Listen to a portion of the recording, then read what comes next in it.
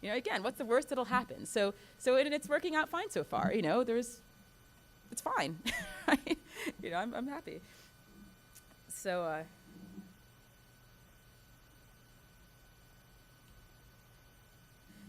so sometimes when I've had people look at my resume and say, oh, you were physics in college and then you did a postdoc in physics and you're on the faculty in physics and that was really clear, good for you.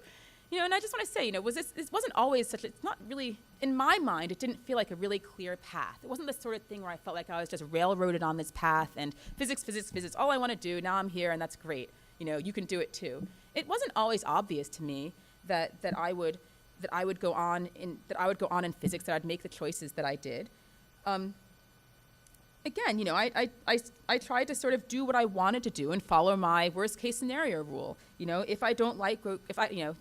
I want to go to med school or did I want to go to grad school? Well, if I went to med school, it's really hard to go back to grad school when you take a few years off, right? It takes a really concerted effort, you know, to do those problem sets again. It's really unlikely that you'll go to med school for 3 years and go back to grad school. On the other hand, it's a little more likely that if you don't like grad school, you can still go to medical school, right? Those are things that, you know, that sort of made sense to me. Let me try grad school, see if I like it, I'm interested in it, see what happens. If it doesn't work out, I have other choices. What's the worst that'll happen, you know? So, you know, every choice along the way was I thought about carefully and ended up where I am. You know, did I always want a career in physics? No. I mean, at some point in college, I remember, you know, again, physics, it was sort of hard. I don't want to keep saying this hard. It's not always hard. Sometimes it's fun. It can be good. But, you know, at some point I wasn't so enthusiastic. I wasn't excited about the problem sets I was doing. I didn't like a lab course. I wasn't sure. I saw my friends doing really fun things, anthropology. I wanted to switch to anthro or history. You know, I was discouraged by my parents, which is a good thing from doing that. And also, like I said, I had these really good summer experiences. I knew that I liked to work in physics. I knew that there was something beyond the problem set that would be fun. And I decided just to, you know, it's a lot easier to get a different sort of job with a physics degree than it is to get a different sort of job.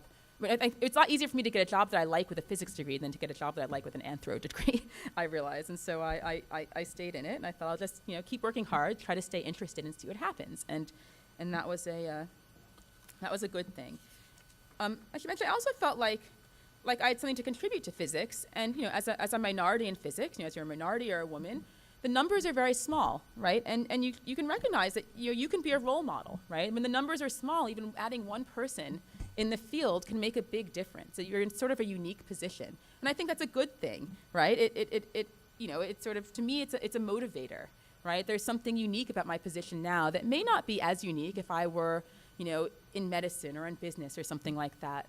So if I like it, and if I feel like I have something a little bit special to contribute, to me it's important, right? You guys, I think, have something special to contribute as well, a little beyond what maybe everyone else does. And let that be a motivator to you. It's a good thing to be unique, to have something other people don't have, to be able to be a role model that is really lacking in the field.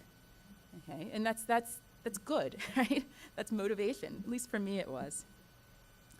Am I always excited or interested in my fields? I said, no, it's not always, you know, my favorite thing in the world, but you know, I'm excited a lot of the time. It's interesting and it's fun, and that's good enough for me. So, am I now happy with the choices I've made? I think yes, I am. Right, and if I'm not, then I'll make other choices. Right, you know, the world is open. Okay, so I'm just going to end with a little section on what I think are some of the special challenges of being a woman or minority in sciences, and then we can just open up the floor. I've listed 4 things that just came off the top of my head, and I'll go through them one by one. The big thing, I think, is a lot of us underestimate ourselves, right? I have a picture here.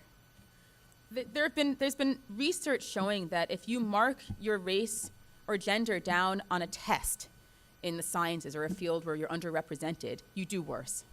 Just marking that box lowers your test score, right? We're underestimating ourselves. We're thinking that we don't belong here, that we're not going to do well, and therefore we do worse. It's a really serious challenge and problem, right? To think that we don't belong. And so what do you do? So the answer is you do belong, right? You can do really well. This is the area that you should be in if you want to be here. right? How do you prove that to yourself? Well, fun one, you find role models. This is a wonderful group that you're in right now. You have speakers coming in who can be role models. Be role models to each other as well, right? Look around you. Like, look at everyone else doing what you're doing. It's really important to see that you're all trying to get to the same place, right? And if you look at your friends, you realize that they're really great and excellent. They deserve to be where they are. They should be where they are, and you should too. Work hard, right? I keep saying this.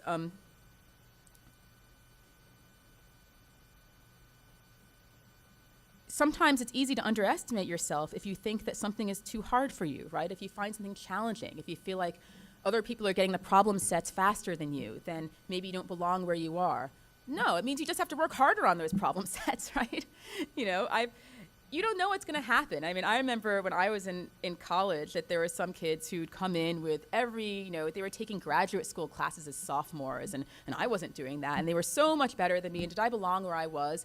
And, a few years later, these same people, they'd sort of lost interest. They didn't really want to work around the lab. They weren't doing their thing, and I was pushing ahead at that point because I was really excited about my field, right? You can't tell by comparing yourself to other people. Do your work, keep pushing yourself. If you don't feel like you're doing well, work a little harder. You'll get to where you should be. Don't think less of yourself because of that. Just work harder.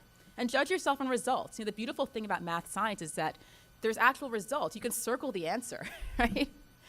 Base what you do on your answers, on your grades, and how you feel, and how you're interested, on what people tell you, not on any misconceptions that you or others have. I remember at some point, in graduate school, we had this 2-day written qualifying exam. It was all these problems on physics. It was 8 hours a day over 2 days.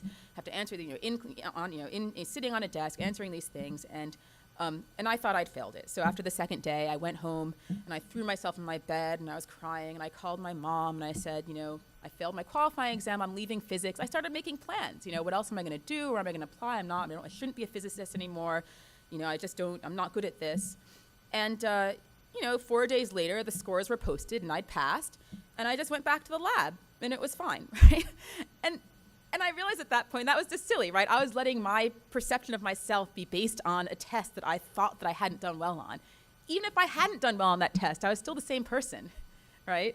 I should have based it on what I knew that I was good at, on what I could do, not on what I thought, some perception of where I belonged. Okay, the other problem is being underestimated. Again, being one of the few. You're looked at differently. You're going to be judged a little bit more harshly, right? You're going to be noticed in your classes, right? Teachers are going to notice if you do really badly, if you do really well. People are not going to expect you to necessarily do well at first. And all I can say is, again, just do your work. You circle the answer, and that's the answer, no matter what people think of you. Okay, stay professional. If you find someone who you don't think is supporting you, maintain a professional relationship and find role models elsewhere. Okay, they're not your problem. Find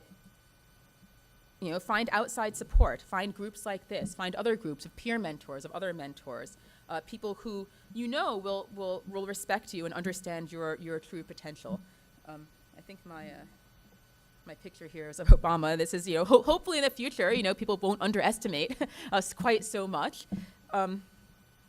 But in the time being, especially this field, it's something that happens that you just have to try not to think about. Do what you can do, find your support and role models, and do your work. Okay. The other thing is loneliness. Again, you may find that you're the only person of color in your class, right? You're the only woman in your entire physics class. I remember in graduate school, I used to joke with my friends. We were both trying to meet, all male grad students. We said we were all trying to meet women, right? Like I just wanted friends, and so.